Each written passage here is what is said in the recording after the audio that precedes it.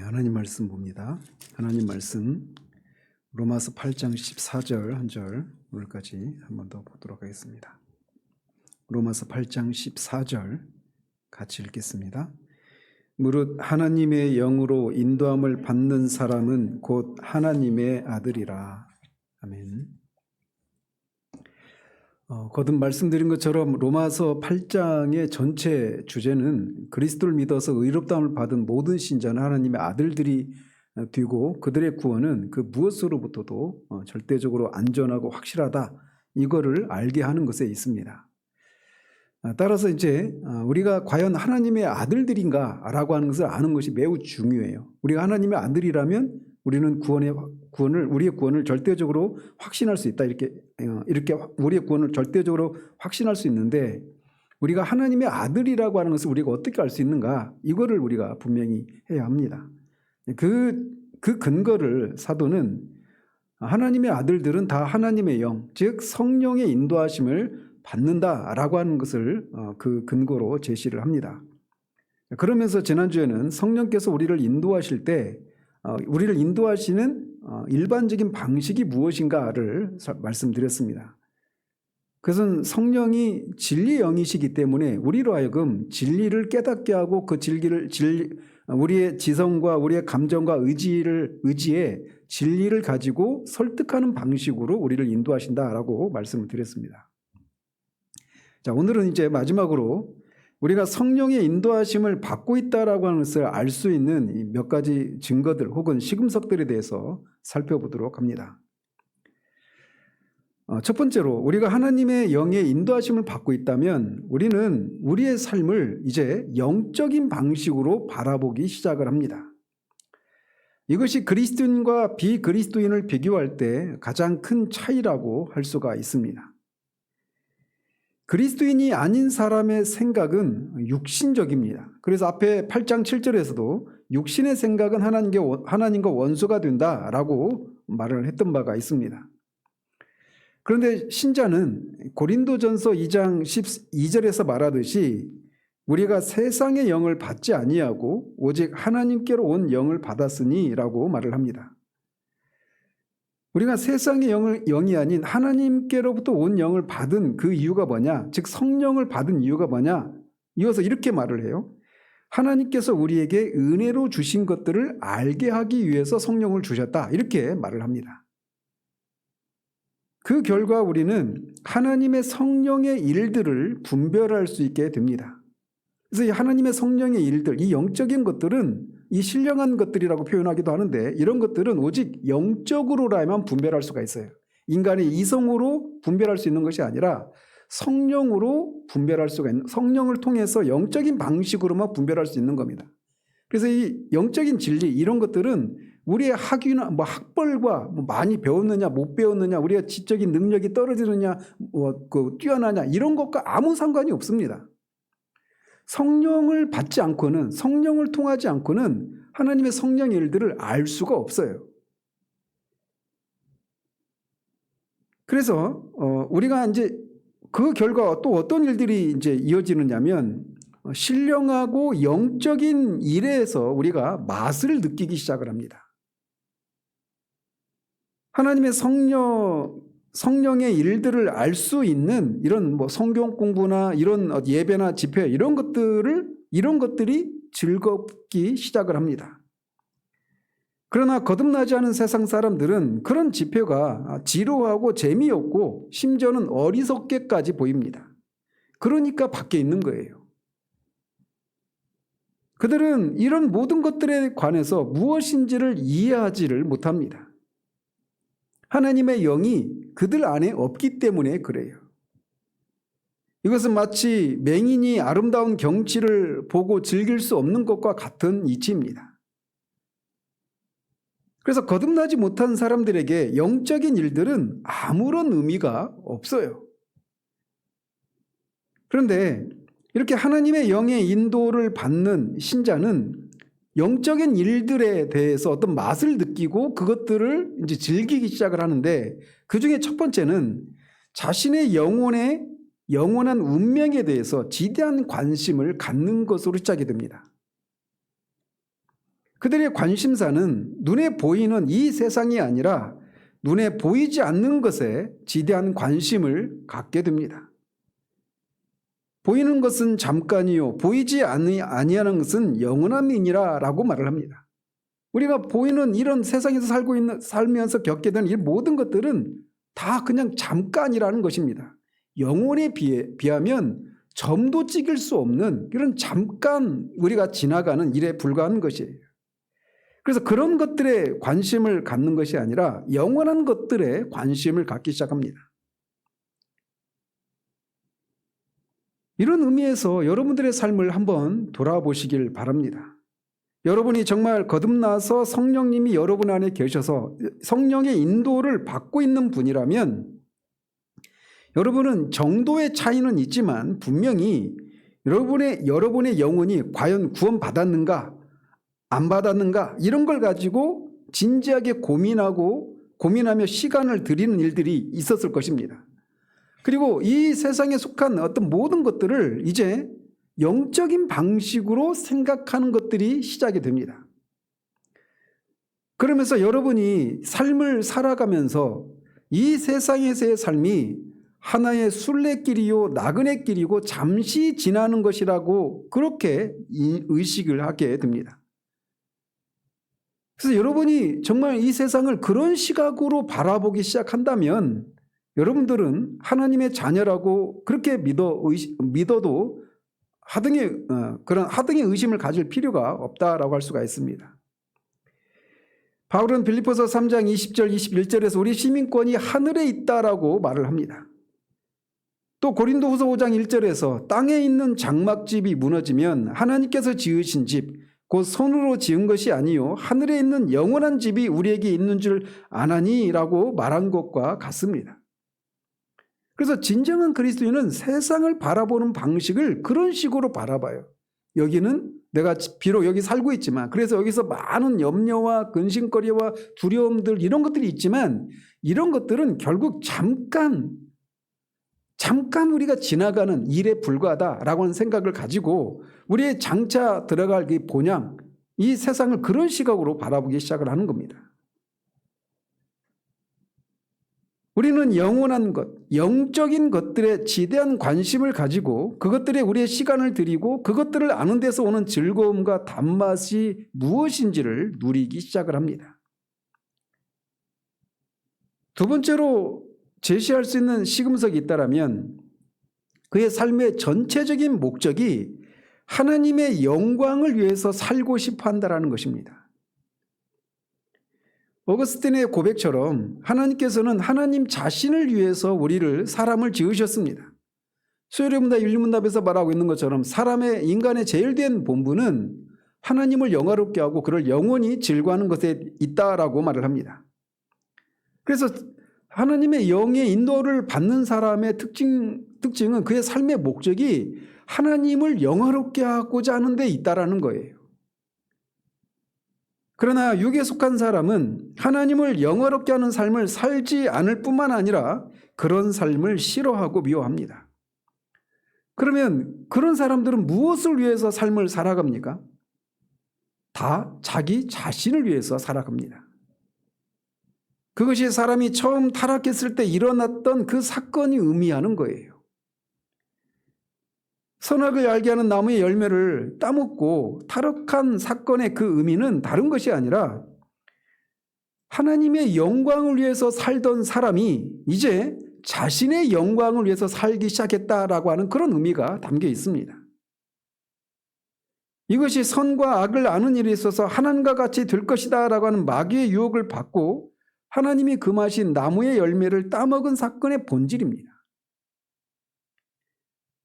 나한테 무엇이 선하고 무엇이 악한가라고 하는 것을 내가 판단하겠다라는 겁니다. 그것을 통해서 결국은 하나님으로부터 독립하고자 하는 거죠. 더 정확하게는 하나님을 반역하는 겁니다. 그 결과 그 후로 태어난 모든 아담의 후손들의 삶의 목적은 온통 어떻게 하면 내가 잘 먹고 잘 살까? 여기 있습니다. 인간의 눈에 보기에 선한 일이라고 하는 것들마저도 결국 그것을 통해서 내가 어떤 유익을, 내가 어떤 영광을 내가 즐겁기 위해서 그런 일을 하는 거예요. 그래서 인간의 삶의 목적이 다 자기 영광을 위한 거, 이것에 가 있단 말이죠. 그래서 죄인의 특징은 자기중심성이라고 말을 하는 것입니다. 모든 인간이 이렇게 자신의 영광을 위해서 살기 시작을 했습니다. 그렇기 때문에 사람이 자기의 삶의 목적이, 나의 삶의 목적은 하나님의 영광을 위해서 사는 것이다 라고 솔직하게 말할 수 있다면 그 사람은 하나님의 자녀라고 말할 수가 있는 겁니다. 이 일은 오직 중생한 사람에게만 일어나는 일입니다. 우리 주님은 이 땅에서의 삶을 마치기 하루 전에 그 십자가의 죽으심을 앞둔 그 하루 전에 대제사장적인 기도에서 이렇게 기도하셨어요. 아버지여, 아버지를 이 세상에서 영화롭게 하였사오니.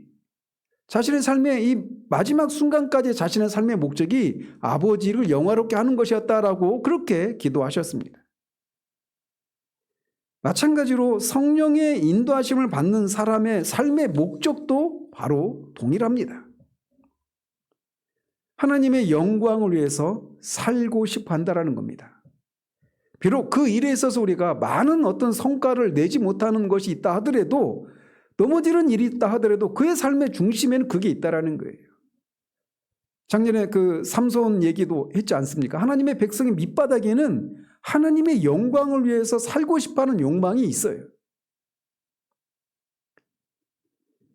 이어서 하나님의 성령의 인도함을 받고 있다라고 하는 것을 확신할 수 있는 세 번째 시금석은 그 사람 속에서 하나님과 그리스도를 아는 지식이 더 크고 분명하고 더 실제적이 되고 더 풍성해지기를 바란다라는 것에 있습니다.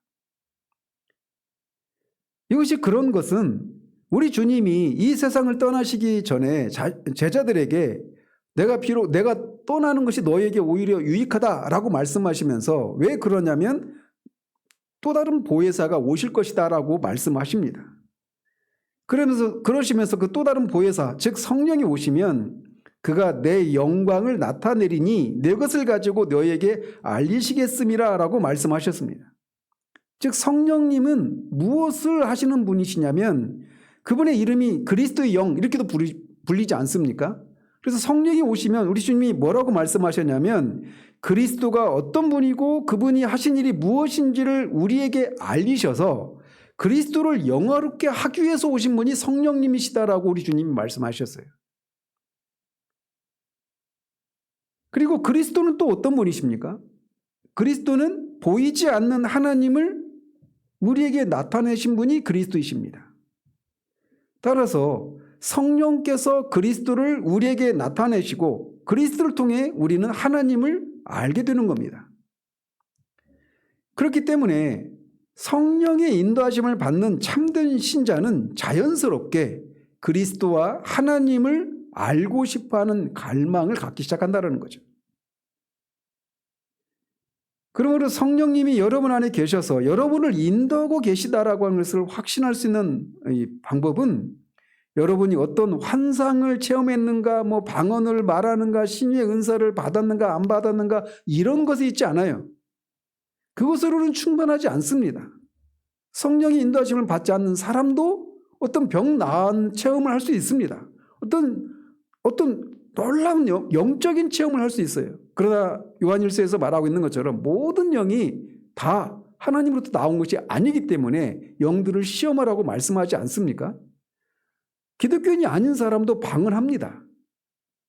이런 것들은 내가 성령의 인도하심을 받고 있다라고 하는 것으로 말하기에는 충분하지 않은 것들이에요.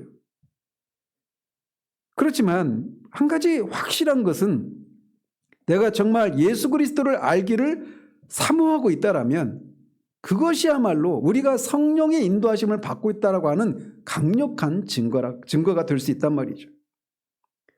성령은 언제나 우리를 그리스도께로 인도하시는 분이십니다. 왜냐하면 성령은 그리스도를 영화롭게 하기 위해서 보내심을 받은 분이시기 때문에 그래요. 또 그리스도께서도 아버지를 영화롭게 하기 위해서 보내심을 받았다라고 말씀하셨습니다. 그런 다음에 성령께서 어떤 사람을 인도하시면 반드시 그 성령은 그 사람으로 하여금 그리스도를 알기를 사모하게 하고 아버지를 더욱더 알기를 갈망하게 하신단 말이에요. 이것은 필연적인 것입니다. 그래서 성령의 인도하심을 받고 있다라고 하는 가장 강력한 증거 중에 하나가 바로 이거예요. 그리스도를, 하나님을 더 알고 싶어 한다라는 것입니다. 자, 그렇다면 우리는 그리스도와 하나님에 대한 지식을 어떻게 알 수 있습니까? 그것은 성경을 통해서입니다.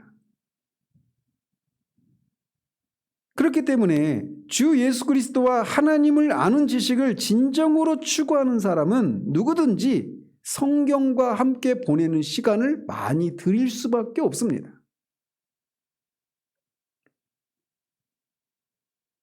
성경을 통해서 그리스도를, 하나님을 알 수 있기 때문에 그렇습니다. 그런 의미에서 우리가 성경을 읽는 일에 있어서 저 자신도 마찬가지고 여러분도 우리가 성경을 읽을 때 처음에 회심하면 막 그 말씀에 대한 이런 갈급함이 생겨나지 않습니까? 그 말씀에 대한 갈급함의 근본적인 목적은 말씀을 통해서 그리스도를 더 알고 싶고 하나님을 더 온전히 실제적으로 또 풍성하게 알고 싶어서 그렇게 말씀에 대한 갈급함을 갖게 되는 거란 말이에요. 그래서 말씀을 막 읽는데 우리가 시간이 지나면서 자꾸 저 같은 목사가 가장 빠지기 쉬운 위험이 바로 이런 것인데 성경을 하루에 정해진 분량을 읽고 그냥 기계적으로 성경을 읽고 마는 겁니다. 이것은 매우 주의할 필요가 있는데 그럼에도 불구하고 그 사람이 정말 성령의 인도하심을 받고 있는 사람이라면 말씀을 통해서 그리스도를 하나님을 알 수 있기 때문에 말씀을 더 연구하고 말씀을 더 깨닫고 싶어하고 말씀을 더 이해하도록 돕는 그런 책들을 읽고 싶어하는 마음이 커지게 되는 겁니다. 성령이 하는 일은 우리로 하여금 하나님을 찾게 하는 것입니다. 우리 주님과 아버지를 찾아서 우리로 하여금 그 지식에 친밀해지도록 하는 것이에요. 영생은 다른 것이 아닙니다. 영생은 유일하신 참 하나님과 그가 보내신 자 우리 주 예수 그리스도를 아는 거예요. 그런 의미에서 여러분이 여러분 자신을 한번 들여다보십시오. 하나님을 알고 싶어하는 이런 사모하는 열정이 있는지 한번 보십시오. 여러분의 정말 큰 소망이 하나님과 예수 그리스도를 아는 것이라고 말할 수 있는지 보시라는 거죠. 만약에 여러분이 그렇게 말할 수 있다면 여러분은 하나님의 자녀입니다. 뿐만 아니라 우리는 그리스도를, 하나님을 말씀을 통해서도 알 수 있지만 기도를 통해서도 알 수 있습니다. 우리는 기도 가운데서 하나님과 그리스도를 만납니다. 여러분들이 우리의 삶의 어떤 모범이라고 말할 수 있는 그런 사람들의, 우리의 신앙의 선조들의 전기들을 읽어보십시오. 전기를 기록할 만한 그런 분들의 생애를 들여다보면서 그 분들 중에 기도의 사람이 아닌 사람은 없습니다. 거의 공통적으로 그들은 기도의 사람들이었어요. 기도할 때 그들의 최고의 소망은 그 가운데서 그리스도를, 하나님을 만나고 그분들에 대한 지식을 얻는 것입니다. 성령의 인도하심을 받고 있는 사람이라면 그는 하나님과 그리스도를 더욱 분명하고 실제적으로 풍성하게 알기 위해서 이렇게 성경을 읽고 기도하는데 많은 시간을 들이게 됩니다. 그래서 여러분이 말씀을 또 기도를 그렇게 기도를 하면서 이렇게 그리스도를, 하나님을 알고자 하는 이런 열망이 있다면 여러분은 하나님의 영의 인도하심을 받고 있는 하나님의 아들들이다, 이렇게 말할 수 있단 말이죠. 또 성령의 인도하심을 받고 있다라고 하는 것을 확신할 수 있는 네 번째 시금석은 역설적이게도 자신이 하나님을 위한 자신의 사랑이 부족하다라고 하는 것 때문에 늘 염려하고 걱정한다라는 것입니다. 이것이 참다운 신자 안에 존재하는 역설이에요. 하나님을 더 알고 싶어하고 그러면 그럴수록 하나님을 더 영화롭게 하고 싶어하는 마음이 일어납니다. 그런데 하나님을 아는 지식이 자라가면 자라갈수록 역설적이게도 그 하나님을 향한 우리의 사랑이 부족하고 하나님을 향한 우리의 사랑 안에 많은 불순한 것들이 있다라고 하는 것을 알고 그것 때문에 슬퍼합니다. 우리의 마음과 목숨과 뜻과 힘을 다해서 하나님을 사랑해야 하는 것에 우리가 동의하고 그렇게 하고 싶어 하면서도 우리 속에 있는 여러 이유들로 인해서 그분을 향한 우리의 사랑의 부족함을 인한 슬픔을 느낍니다. 뭐 이만하면 됐지라고 한 이런 생각이 잠시 들다가도 우리가 그 하나님을 향해서는 이런 정도의 사랑과 이런 정도의 순전함과 이런 정도의 순결함으로는 턱없이 부족하다라고 해서 알고 거기에서 오는 슬픔이 있어요.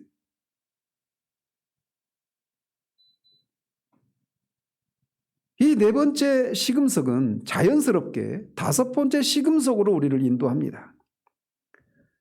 그것은 뭐냐면 우리가 성령의 인도하심을 받고 있다면 우리는 우리 안에 있는 죄를 더욱더 깨닫게 된다는 사실입니다.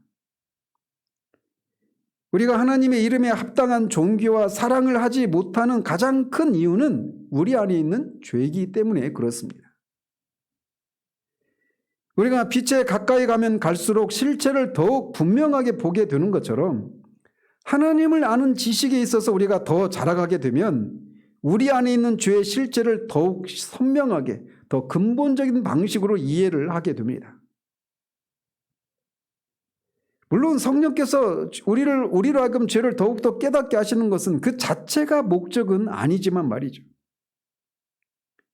성령께서 우리 안에 있는 죄를 더욱더 깨닫게 하시는 것은 하나님을 향해 나아가는 우리가 얼마나 부족한 사람인가를 알고 우리의 의지를 꺾기 위해서 우리의 죄를 더욱더 보게 하시는 것이 아닙니다.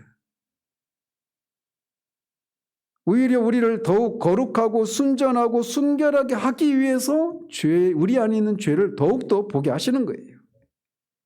그 과정에서 우리는 우리 안에 있는 죄를 이전보다 더욱더 보고 깨닫게 됩니다.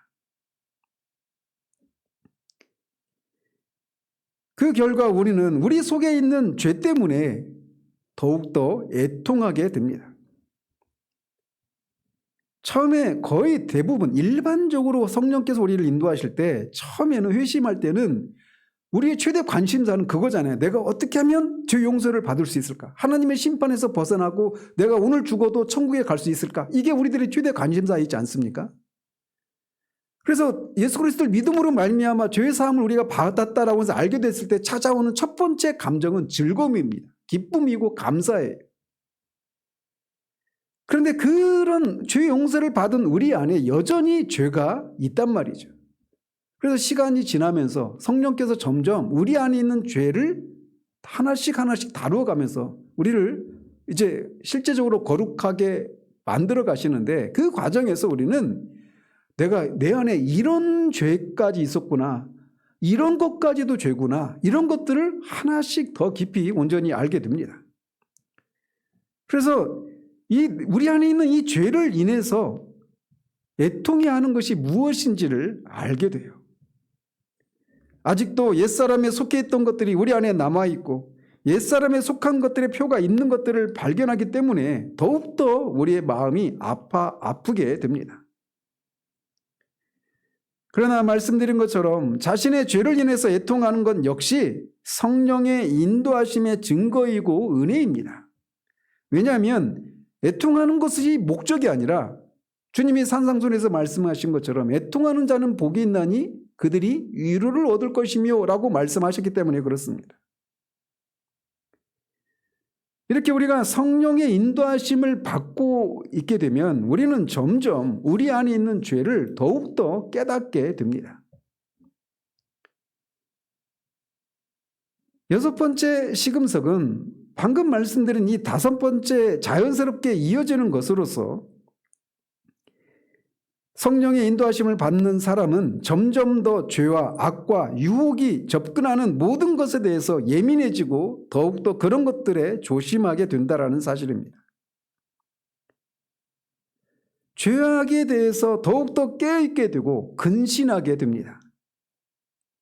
그 결과 그는 자신을 죄를 짓게 하도록 하는 모든 것들에 대해서 민감하게 되고 그런 것들로부터 최대한 자신을 격리시키려고 하는 이런 실천적인 노력을 하게 됩니다. 앞에 우리가 13절에서 우리가 살펴봤던 것처럼 성령의 인도하심을 받는 사람이 하는 일들을 우리가 살펴보지 않았습니까? 너희가 육신대로 살면 반드시 죽을 것이로되 영으로서 몸의 행실을 죽이면 살리니. 성령의 인도를 받는 사람은 몸의 행실을 죽이는 일에 착수해서 그 일을 계속해 나갑니다. 그 사람은 자기의 죽을 몸에 죄가 남아있음을 알고 마귀가 얼마나 교활하게 우리를 넘어뜨리려고 하고 우리 죽을 몸에서 왕노릇하려고 하는 그런 욕구가 얼마나 강한지를 압니다. 그래서 그 사람은 자기의 죄를 자신에게서 제거시키기 위해서 최선을 다하기 마련입니다. 그러면서 어떤 일들은 또는 어떤 장소는 어떤 사람은 어떤 행위들은 우리로 하여금 그런 죄를 짓고자 하는 그런 욕구를 조장하는 이런 것이라고 하는 것을 우리가 알게 됩니다. 그래서 그런 육체의 기회를, 육체가 죄를 짓도록, 죄가 육체를 통해서, 사탄이 우리의 육체를 통해서 죄를 짓도록 하는 이런 기회를 주지 않으려고 애를 씁니다. 그 사람을 읽는 것, 보는 것을 통해서 죄를 짓도록 유혹하는 것들에 민감합니다. 그래서 몸의 행실을 죽이기를 간절히 원하는 사람은 누구든지 육체의 기회를 주지 않으려고 합니다. 그런 모든 것에 조심하고 그가 사귀는 친구나 또는 그와 대화하는 사람들에 관해서도 조심합니다. 만일 그들이 자기의 영혼에 해를 끼친다라고 하는 것을 알게 되면 그는 그들을 피하게 될 것입니다. 그들이 누구이든 간에 그것은 문제가 되지 않습니다. 그런 것들이 바로 몸의 행실을 죽이는 일반적인 방법이에요. 여러분은 그전보다 여러분을 더 악하게 만드는 경향이 있고 여러분에게 오염된 그런 더러운 영향을 끼치는 모든 것들에 종집을 찍기 위해서 이런 것들로부터 최대한 자신을 격리시키려고 하는 이런 노력을 하는 것입니다. 이런 방식을 통해서 우리는 다른 사람들과 같이 살면서 몸의 행실을 죽이는 것입니다. 다른 말로 표현하면 그것은 신약이 세상이라고 부르는 것과 우리와의 관계에 대한 문제입니다. 야고보는 4장 4절에서 누구든지 세상과 벗이 되고자 하는 스스로 하나님과 원수가 되는 것이다 라고 말을 합니다. 그래서 하나님의 성령의 인도함을 받는 사람은 세상을 언제나 하나님과 원수가 되고 그 방식과 양식에 있어서 그렇다라고 하는 것을 인식하는 사람입니다. 그래서 그는 그것을 피하고 그것과 관계를 청산하고 그것을 가까이 하지 못하게 합니다. 사도 요한은 그래서 이렇게 권면을 하는 것입니다. 이 세상이나 세상에 있는 것들을 사랑하지 말라. 누구든지 세상을 사랑하면 아버지의 사랑이 그 속에 있지 아니하니 이는 세상에 있는 모든 것이 육신의 정욕과 안목의 정욕과 이생의 자랑이니 다 아버지께로부터 온 것이 아니요 세상으로부터 온 것이라 라고 말합니다. 그래서 이런 영혼에 해를 끼치는 이런 것들에 대해서 민감하고 이런 것들로부터 최대한 멀리하려고 하는 이런 예를 쓰는 것입니다. 이것이 그 사람이 성령의 인도하심을 받고 있다라고 말할 때 확신할 수 있는 시금석 중에 하나예요. 그리고 또 이어서 이것은 또 자연스럽게 성령의 인도하심을 받는 사람이라고 확신할 수 있는 또 다른 시금석으로 우리를 인도하는데, 그것은 뭐냐면 하늘에 대한 소망으로 우리를 인도한다라는 겁니다. 우리 자신 안에 있는 죄와 세상의 악함과 마귀의 공격 등을 우리가 생각할 때 성령의 인도하심을 받는 사람은 하늘에 대한 소망이 점점 커져가게 됩니다. 바울은 고린도후서 4장 17절 18절에서 우리가 잠시 받는 환난에 경한 것이 지극히 크고 영원한 영광에 중한 것을 우리에게 이루게 함이니 우리가 주목하는 것은 보이는 것이 아니요 보이지 않는 것이니 보이는 것은 잠깐이요 보이지 않는 것은 영원함이라 라고 말을 합니다. 골로새 교인들을 향해서도 위의 것을 생각하고 땅의 것을 생각하지 말라고 말합니다. 그리스도인은 다른 사람이 아니라 이런 사람이라고 말할 수 있어요. 바울은 디도에게 편지를 쓰면서 이렇게 말을 했습니다. 우리의 크신 하나님 구주 예수 그리스도의 영광이 나타나심을 기다리게 하셨으니 라고 한 이런 말을 통해서 그리스도인은 다른 사람이 아니라 크신 하나님과 우리의 구세주가 나타나는 것을 갈망하는 사람이다, 이렇게 말을 하고 있는 거예요. 이런 측면에서 오늘날 정말 저는 오늘날 자칭 그리스도인이라고 하는 사람이 정말 성경에서 말하는 그리스도인일까? 라고 하는 이런 생각을 할 수밖에 없다라는 겁니다. 그리스도인은 크신 하나님과 우리 주 그리스도가 나타나심을 갈망하는 사람들이에요. 그 일이 언제 일어납니까? 우리가 죽어서 주님께로 가든지 아니면 주님이 오시든지 두 가지 방식을 통해서 그런 것이 일어나는데, 오늘날 이 시대를 살아가고 있는 자칭 그리스도인이라고 하는 사람들의 최대 관심사는 어떻게 하면 이곳에서 내가 잘 먹고 잘 살까? 하나님의 영광, 하나님의 은혜, 하나님이 주신 복이라고 하는 미명하에서 그들의 온통 관심사는 땅의 것에 있단 말이에요. 위의 것을 추구하는 이런 사람들의 모습들을 정말 찾기가 쉽지 않습니다. 주님의 다시 오심에 대한 이런 열망은 나이가 많은 사람들에게서만 나타나는 것이 아닙니다. 우리 교회 식구들한테는 여러 번 말씀드렸지만 저는 회심하고 제가 29살 때 회심을 했는데 전도가 양양한 그런 청년이었단 말이에요. 근데 제 최대 관심사는 주님이 빨리 오시든지 아니면 정말 내가 속히 주님께로 가는 것, 이것이 제 가장 큰 소망이었어요. 제가 농담처럼 말씀드리지만 누군가가 그때 저한테 예수를 믿고 일어난 변화 중에 가장 큰 변화가 뭐냐 이렇게 물으면 저는 이렇게 대답할 수 있었어요. 하늘에 대한 소망이 생긴 겁니다. 20대의 휘필드가 그의 일기에서 그 20대 청년이 그 나라에 있기를 갈망하는 이런 소망을 적습니다. 여러분이 데이비드 브레이너드의 일기를 한번 읽어보십시오. 온통 그런 것들로 가득합니다. 영세주의적인 생각에서 그런 소망을 품는 것이 아니에요.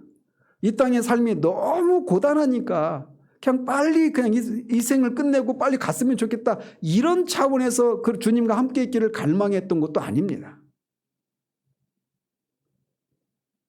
오늘날 우리는 이것을 잃어버렸어요. 저는 이제 요즘에는 교회사를 읽고 있거든요. 필립 샤프의 그 교회사 전집 8권짜리가 있는데 이게 제 수건 사업 중에 하나예요. 이거를 완독하는 게. 계속 읽다가 말고 막 이랬었는데 지금 이제 1권 끝내고 2권 지금 읽고 있는데 2권의 그 초반부 한 200페이지 정도까지 읽었는데 이게 니케아 공회 전까지의 시기를, 초대교회를 다루고 있는 겁니다.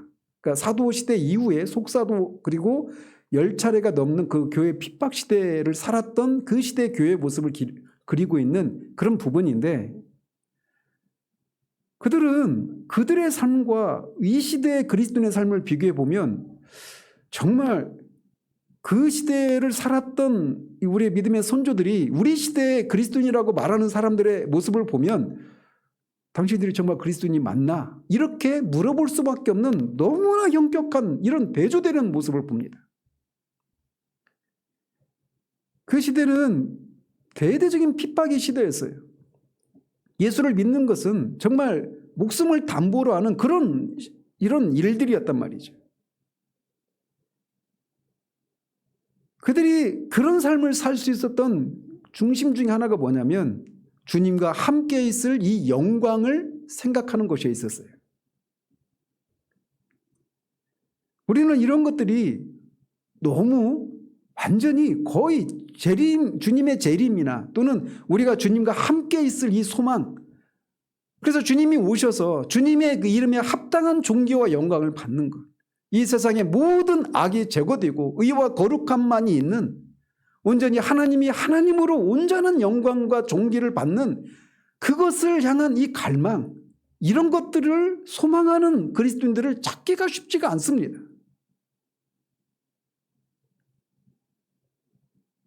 우리가 성령의 인도를 받으면 받을수록 우리는 이 죄악된 세상에서 벗어나고 싶어 합니다. 우리 주님과 막힘이 없는 교제를 나누기를 소망하는 마음이 이런 갈망을 불러일으키는 거예요. 성령님은 우리를 인도하실 때 항상 우리를 아버지 하나님과 주 예수 그리스도를 그리스도께로 인도하십니다.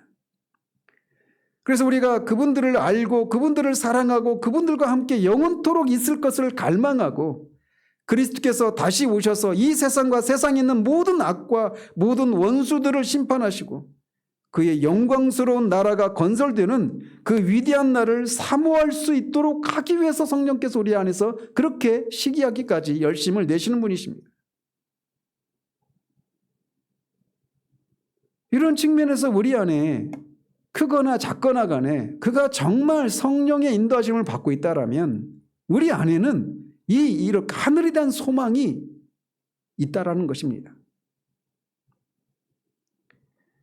8번째 시금석은 적극적인 측면으로서 성령의 인도하심을 받는 사람은 자기 속에서 의와 거룩을 사모하고 갈망하고 있다라고 하는 것을 의식합니다. 의에 줄이고 목마른 자는 복이 있나니 그들이 배부를 것이며 라고 주님이 말씀하십니다. 그런 측면에서 여러분을 한번 정직하게 돌아보십시오. 여러분들은 거룩해지기를 갈망하십니까? 의롭게 되기를 갈망하십니까? 여러분 안에서 정말 내가 더 의로워지고 더 거룩해지고자 하는 이런 갈망이 있다라고 하는 것을 의식하고 있습니까? 이것이 있다면 우리는 앞에서 언급해드린 것처럼 죄에 대해서 민감합니다. 우리는 이것이 정말 우리 안에 이 거룩해지고자 하는 이런 의롭고 거룩해지고자 하는 이런 열망이 우리 가운데 있는 것을 통해서 우리는 성령이 우리 안에서 우리를 인도하고 계시다라고 하는 것을 알게 하십니다. 그분은 성령, 거룩한 영이시기 때문에 우리로 하여금 그렇게 거룩을 향한 열망을 우리 안에서 불러일으키시는 분이십니다. 마지막으로 우리가 성령의 인도하심을 받고 있다는 것을 확신할 수 있는 이 마지막 시금석은 우리가 성령의 열매를 나타내고 있다라고 하는 것에서 확인할 수가 있습니다. 갈라디아서 5장에서 사도는 육체의 일과 성령의 일들을 대조시키고 있습니다. 그래서 우리가 성령의 인도하심을 받고 있다라면 그 사람은 필연적으로 성령의 열매를 맺게 되어 있습니다. 사도는 갈라디아서 5장에서 성령의 열매를 사랑과 희락과 화평과 오래 참음과 자비와 양성과 충성과 온유와 절제를 얘기해 줍니다.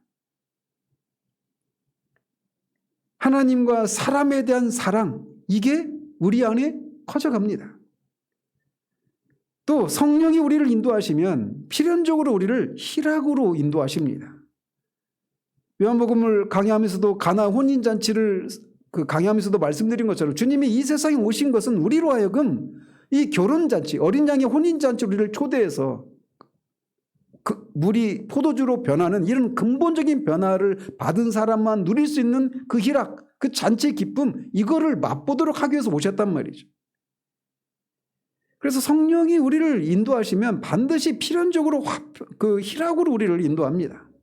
그래서 로마서 14장 17절에서도 하나님의 나라는 먹는 것과 마시는 것이 아니요 오직 성령 안에서 의와 평강과 희락이라고 말을 하는 겁니다. 또 다른 성령의 열매는 화평입니다. 우리 속에 있는 화평뿐만 아니라 우리가 하나님과 화평을 이루었기 때문에 다른 사람들과의 화평도 말하고 있는 것입니다. 이런 측면에서도 오늘날 교회의 모습, 이런 막 혐오와 이런 막 갈등과 분열을 조장하고 폭력을 막 어떤 목적을 위해서 폭력도 불사하는 듯한 이런 모습들은 정말 이게 정말 교회인가 싶은 생각을 합니다. 또 다른 특징은 오래 참음입니다. 하나님께서 우리에 대해서 오래 참으신 것처럼 성령의 인도하심을 받는 우리도 다른 사람에 대해서 오래 참게 됩니다. 또 다른 열매는 자비입니다. 우리 주님이 상한 갈대도 꺾지 않으시고 꺼져가는 등불도 끄지 않으시는 분이십니다. 그분은 분명히 외식하는 바리새인들을 향해서는 화 있을진저 외식하는 바리새인들이라고 그렇게 말하면서 거룩한 분노를 발하시고 성전을 정화하시는 과정 속에서도 그런 모습을 드러내셨지만 그분은 자비하신 분이십니다. 따라서 자비는 성령의 인도함을 받는 사람들에게 있어서 언제나 나타나는 특징 중에 하나입니다. 양선은 선을 행하는 거예요. 그래서 하나님이 선하신 분이시지 않습니까? 그래서 피조물들을 복되게 하고자 하는 것이 하나님의 성품이신데 성령의 인도하심을 받는 사람도 이렇게 선을 행하는 것으로 그가 성령의 인도함을 받는 사람이라고 하는 것을 드러내게 되어 있습니다. 또 다른 특징은 충성입니다. 충성은 신실한 거예요. 또 온유함이라고 하는 것이 성령의 인도하심을 받는 사람에게서는 반드시 이 열매가 맺히게 되어 있습니다. 성령은 언제나 우리를 겸손과 온유로 인도합니다. 만일 한 사람이 자기 자신에 대한 진리를 깨닫고 자기 속에 남아있는 이런 죄악들, 이런 것들을 안다면 그럼 필연적으로 겸손하고 온유해질 것입니다. 우리는 성령의 인도하심을 받는다고 주장하지만 온유와 겸손과는 거리가 먼 사람들을 종종 보는데 그런 사람들을 우리는 의심의 눈초리로 바라봐야 돼요. 오히려 겸손과 온유와는 거리가 먼 영적인 교만과 자기 만족으로 가득한 이런 모습이 있는데 그것은 성령의 열매가 아닙니다.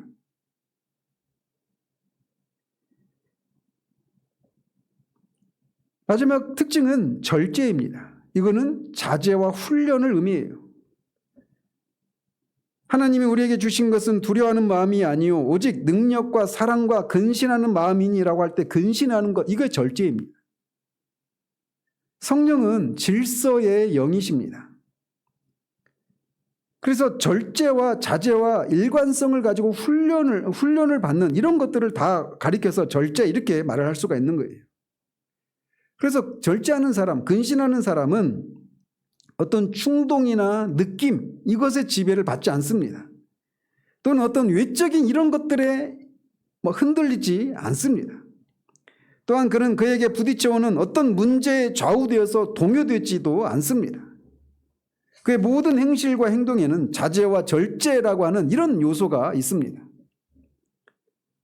자, 이상의 것들이 우리가 한 사람이 성령의 인도하심을 받고 있다라고 확신할 수 있는 시금석들이라고 할 수가 있어요. 이런 것들이 여러분들 가운데 있는지를 한번 보십시오.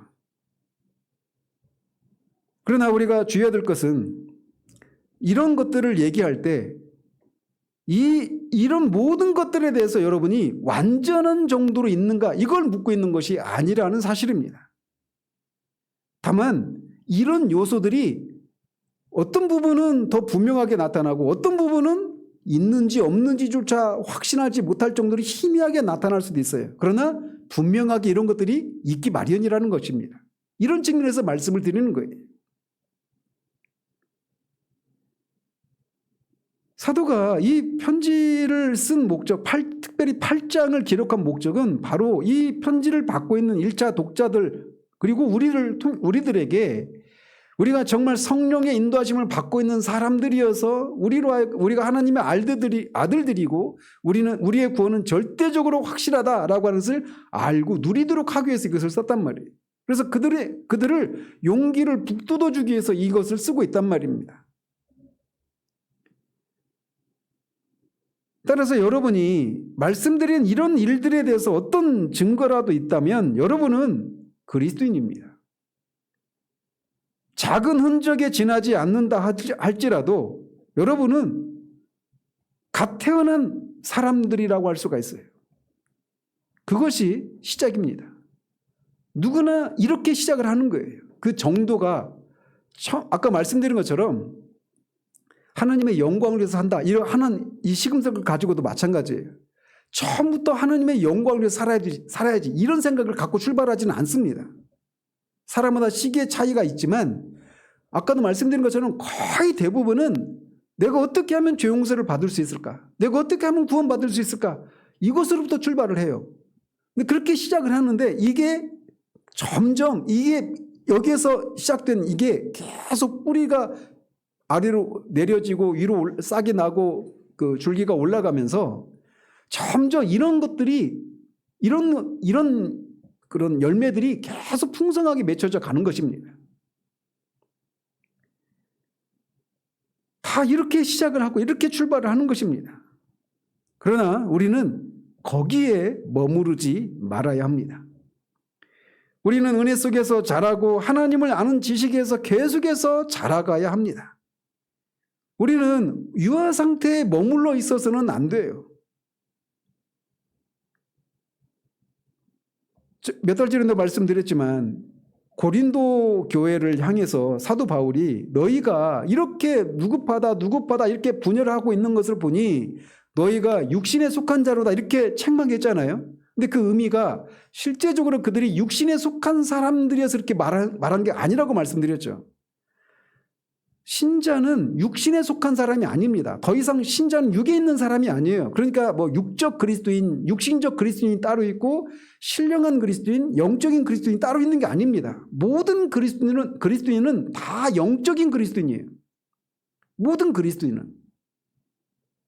그런데 그들을 향해서 너희가 육신에 속한 자로 이렇게 책망하는 것은 너희들이 영에 속한 사람들인데 너희들이 하는 것을 보니까 그냥 육신에 속한 사람처럼 행동하는구나 라고 하면서 꾸중의 의미로 그렇게 책망하고 있는 거란 말이에요. 육신적인 그리스도인이 따로 있어서 그렇게 책망하는 것이 아니라. 자, 그런데 어쨌든 그 고린도 교회가 너희가 아직도 그리스도 안에서 어린아이 상태에 머물러 있다 이렇게 책망을 하는데 말씀드린 것처럼 그들은 그런 책망을 받고 있었던 고린도에 있는 그 그리스도인들은 예수를 믿은 지 10년이 안 되는 사람들입니다. 10년도 되지 않은 그 상태 가운데 있는 고린도 교회를 향해서 너희가 아직도 그리스도 안에서 어린아이 상태에 머물러 있다라고 말하면서 책망을 하는 거예요. 그런 의미에서 우리가 예수를 믿은 지 수십 년이 되었는데도 여전히 그리스도에 대한 이런 지식에서 하나님을 아는 지식에서 초보에 머물러 있고 그 성장의 속도가 어린아이의 상태에 머물러 있는 오늘날의 이 현실을 보면 정말 사도가 얼마나 그 마음에 분통한 마음이 얼마나 가득했겠습니까? 우리는 유아 상태에 머물러서는 안 됩니다. 우리는 그리스도 안에서 어린아이로 출발하지만 어린아이로 머물러서는 안 되고 청년으로 어른으로 노년으로 그렇게 더 원숙하게 발전해 가야 합니다. 우리가 성령의 인도를 받고 있다면 우리는 그렇게 될 것입니다. 지금 우리가 그 원숙한 그리스도인이 아니라고 해서 절망을 느낄 필요는 없습니다. 분명히 우리 안에서 성령이 내주하셔서 아까 말씀드린 것처럼 그런 것들을 통해서 우리 안에 성령이 계시고 나를 인도해 가고 계시구나 이거를 우리가 확신할 수 있다라면 성령님은 우리를 그렇게 반드시 그 지점으로 우리를 인도해 가실 것입니다.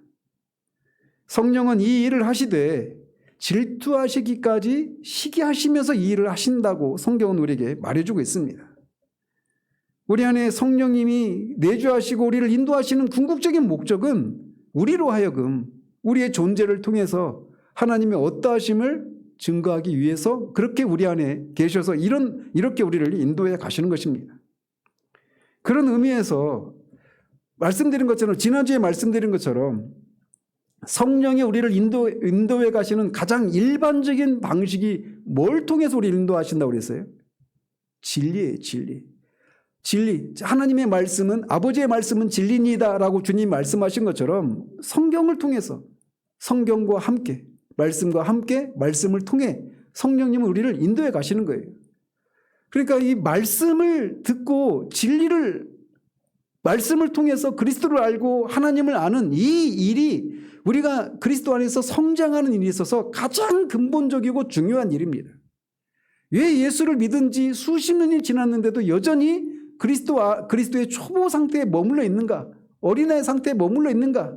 우리가 진리를 들을 수가 없기 때문에 그래요.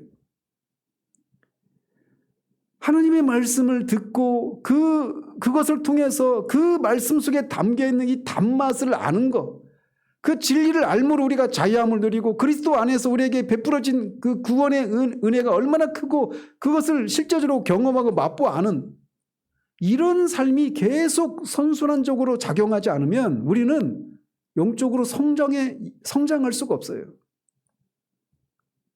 성령께서 정말 우리를 인도하시면 있잖아요. 정말 성령의 인도하심을 쫓아서 우리가 가게 되면, 그리고 그런 말씀을 우리가 제대로 된 그런 말씀을 공급받게 되면 그런 것을 공급받지 못하는 곳에서 수십 년을 신앙생활해도 도달할 수 없는 그런 성장을 맛볼 수 있습니다. 가장 중요한 것이 진리를 아는 거예요.